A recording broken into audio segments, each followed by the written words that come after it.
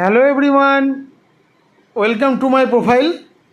তা আজকে সকালবেলা একটু ইচ্ছা হলো একটু ঘুরে আসি নবদ্বীপের দিকে। তা নবদ্বীপ যেতে গিয়ে ফার্স্টেই পড়লো নিশিগঞ্জের ডান দিকে।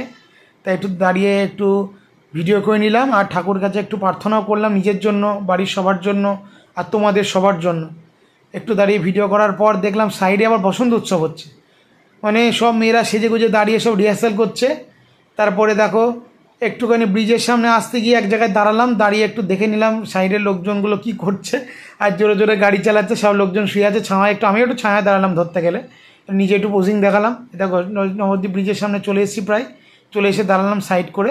দেখো ওখানে আবার কালকে যেহেতু রংখলা ছিল গতকাল, সবাই একটু পুজো পুজো দিয়েছে, রাস্তার সামনে প্যান্ডেল করেছে।